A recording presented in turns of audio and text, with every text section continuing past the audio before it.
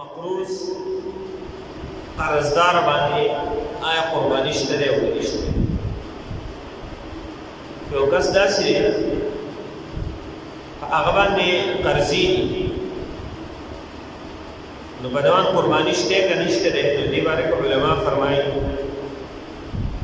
داسې کس وي په ده باندې قرضه ډېره ده، خو د ده سره خپل نغد مال یا سره زر یا چاندي یا د ده چې څومره جایداد وغیره د کرایي کورونه دا ټول لا جمع کړی شي، نو د دې حساب ولګولی شي د ده سره چې کومې پیسې دي یا د پیسو اشیا دي هغه پیسو ته وړلی شي، د دې ټولو حساب ولګولی شي.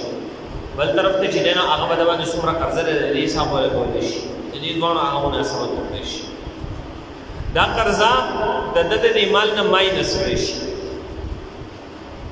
د هغې نه پس چې د ده څومره مال پاتې کېږي دغه مال کا نصاب ته رسېدو دا کم پاتې شوی مال کم دا قرضه دې ماینه شوه، که دغه نصاب ته رسېدو نو به د باندې قرباني شته.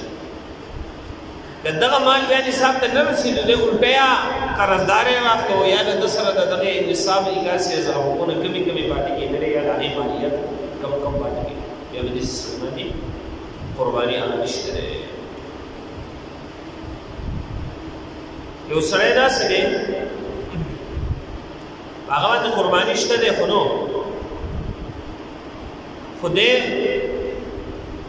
قرض د چا نه پیسې قرضوي د قربانۍ دپاره چې زه به دې باندې قرباني وکړم، پیسې ورسره شته دی نو او دی وایي چې زه قرضه وکړم او قرباني به وکړم. آیا دا قرباني کېږي که نه کېږي؟ نو قرباني د ده کېږي، خو غوره خبره د ده لپاره دا ده چې د دغې قرباني لپاره قرضه ونه کړي، ځکه په دغه قرباني لازم نه ده او قرض اخیستل یو ناکاره ځای دی، ښه ځای دی بغیر د ضرورت نه. نو دلته اوس دلته ضرورت نشته دی، ولې قرباني کوي؟ نه دی کوي د قرباني. که بالفرض د داسې کار وکړو قرضې راواخیستله او قرباني وکړه نو دا قرباني کېږي، قرباني باندې څه اثر نه پرې باسي او ثواب ورته هغه ملوي.